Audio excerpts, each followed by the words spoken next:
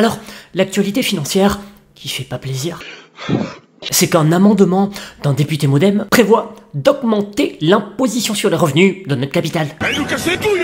Pour les jeunes capitalistes ici présents, sachez qu'actuellement, le prélèvement forfaitaire unique, aussi appelé flat tax, visant à taxer les revenus de notre capital, s'applique avec un taux de 30% et se décompose de la manière suivante: 17,2% de prélèvements sociaux et 12,8% d'impôts, l'addition des deux faisant 30% de flat tax. Et là, l'objectif de ce nouvel amendement, c'est de rehausser, écoutez bien, cette flat tax de 30 à 33%, avec toujours 17,2% de prélèvements sociaux. Ce qui veut dire que pour aller chercher une hausse de 3% de la flat tax, l'impôt, lui, passerait de 12,8 à 15,8%.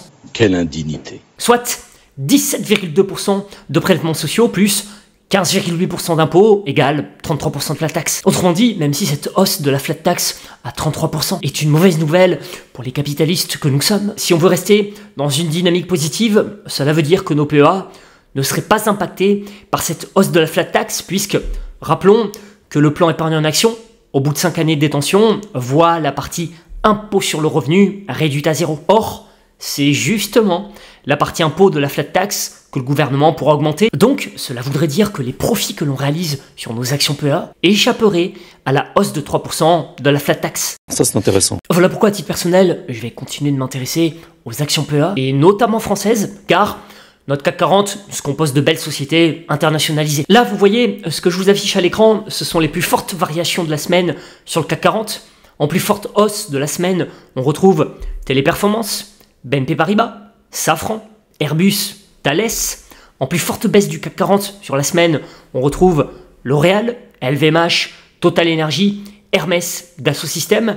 Ce qui est marrant, c'est que toutes ces actions PEA que je viens de vous citer, à la hausse comme à la baisse, à titre personnel, je les trouve toutes intéressantes d'un point de vue investissement. Donc bien évidemment que je vais continuer de les suivre de près, et pourquoi pas mettre à profit de nouveaux replis qui surviendraient. Par contre, la nuance, c'est que les actions PEA françaises représenteront une part beaucoup plus modeste de mes prochaines allocations. Puisque pour beaucoup, elles vont malheureusement souffrir de la pression fiscale du nouveau gouvernement. Donc là, il est impératif d'être rigoureux dans son stock picking. En tout cas, me concernant, si je dois prochainement acquérir une action PEA française, ce sera uniquement une belle entreprise internationalisée qui ne dépend pas que du marché français. Je viens d'en citer plusieurs au sein du CAC 40. Et au sein du SBF 120, qui se compose, lui, des 40 actions qui composent le CAC 40, auxquelles s'ajoutent les 80 valeurs les plus liquides cotées à Paris. En fin de vidéo, je vous dirai le nom d'une belle action PEA française appartenant au SBF 120, qui en ce moment suscite mon vif intérêt.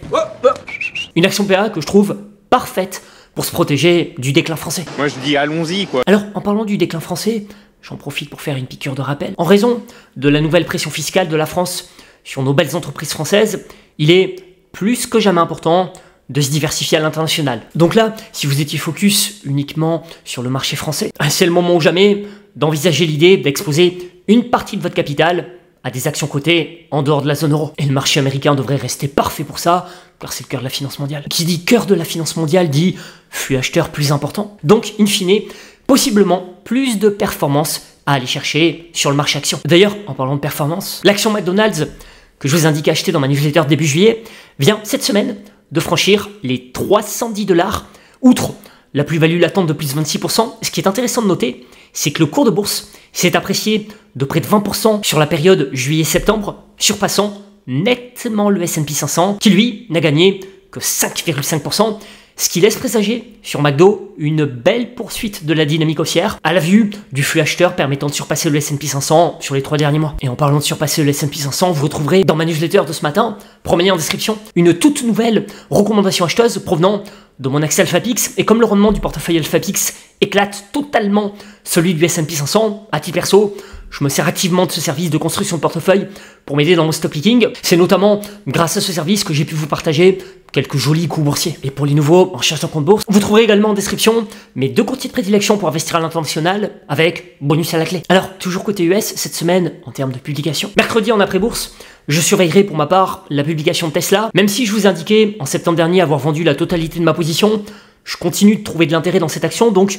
si elle se ramassait une belle tôle, ça pourrait me retenter. Même si l'avenir du véhicule électrique semble moins radieux pour Tesla, on est d'accord, surtout à la vue de la concurrence asiatique, ça reste pour moi une action singulière, vachement connotée tech, qui peut être pertinente de jouer sur repli. Par contre, attention, le gros problème de Tesla, c'est que son devenir boursier repose à mon sens beaucoup trop sur la seule personne d'Elon Musk. Autrement dit, si demain Elon Musk n'était plus là et que Tesla se retrouvait dans les mains d'un dirigeant moins grand public, je suis à peu près certain que le cours de bourse sera amputé de plusieurs pourcents de baisse. Et là en plus, l'élection pour élire le 47e président des États-Unis approche à grands pas. Et on le sait, Elon Musk ne porte pas le parti de Kamala Harris dans son cœur, ce qui est bien évidemment son droit le plus total. Le truc, c'est qu'il a une démarche très proactive pour le faire savoir au grand public. Et ça, à mon avis, ça doit pas vraiment plaire au parti démocrate que Kamala Harris représente. Donc si jamais c'est ce parti politique qui gagne l'élection, on pourrait très bien imaginer qu'il veuille mettre des bâtons dans les roues dans les affaires d'Elon Musk. Elon Musk l'a même reconnu récemment. Après, et c'est pour ça que je continue à m'intéresser à cette action Tesla, investir dans une action, c'est bien sûr investir dans un modèle d'affaires, mais c'est aussi investir dans un capitaine d'industrie. Et on peut dire, ce qu'on veut d'Elon Musk, ça reste un brillant homme d'affaires. Mercredi, je surveille également Newmont Mining, qui là pour le coup est une action intéressante à jouer si on souhaite s'exposer à l'or, puisque Newmont Mining figure parmi les premiers groupes mondiaux d'exploration et d'exploitation de mines aurifères. Moi en tout cas, comme relaté dans une ancienne newsletter, si je dois m'exposer à l'or, ce sera via cette action qui je trouve présente du potentiel. D'ailleurs, cette récente note d'analyse partage mon opinion acheteuse puisqu'elle adosse un objectif de cours à 65 $ sur Newmont. Allez, à présent, sur la partie PEA, voici une action que je trouve parfaite pour se protéger du déclin français. Ce que j'entends par parfaite pour se protéger du déclin français, c'est très simple. C'est qu'en gros, j'estime qu'à la vue de la qualité du modèle d'affaires et de sa belle internationalisation, c'est le genre d'action française que je me sens totalement tranquille de posséder, même durant une période compliquée. L'action PEA en question, c'est Virbac.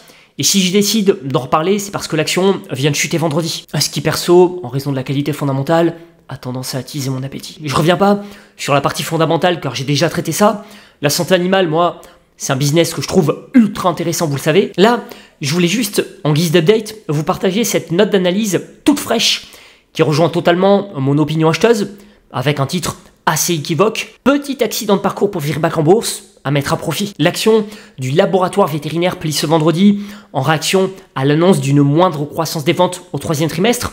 Les États-Unis ont pesé en raison d'un effet de déstockage dont l'ampleur a surpris les analystes, mais il ne faut pas non plus paniquer, les objectifs annuels sont pour autant confirmés. Du coup, et je suis d'accord avec la conclusion de cette note d'analyse que je cite, nous restons acheteurs de Virbac et profitons de ce trou d'air pour recommander le renforcement ou la construction d'une nouvelle ligne. Le marché est structurellement porteur et le phénomène de déstockage aux États-Unis temporaire, objectif de cours fixé à 440 €. Et si vous avez l'âme un peu plus spéculative, sachez que l'action PEA Vetoquinol est également un choix qui pourrait s'avérer pertinent au cours actuel. N'hésitez pas à partager de votre côté des noms d'actions PEA que vous trouvez entre guillemets parfaites pour se protéger du déclin français.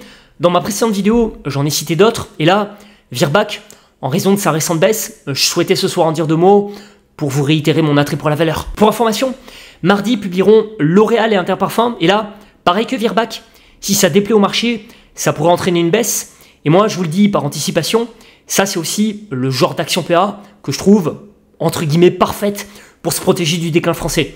Ça ne veut pas dire qu'elles souffriront pas de la période à venir, mais ça veut dire qu'elles sont à mon sens suffisamment qualitatives pour sublimer au fil des années mon excès d'épargne libellé en euros. Autrement dit, tout repli sur ce genre d'action est à mon sens à percevoir comme une opportunité de long terme si on n'en a pas déjà en portefeuille, surtout pour L'Oréal à mes yeux. Merci pour votre suivi et belle semaine à tous.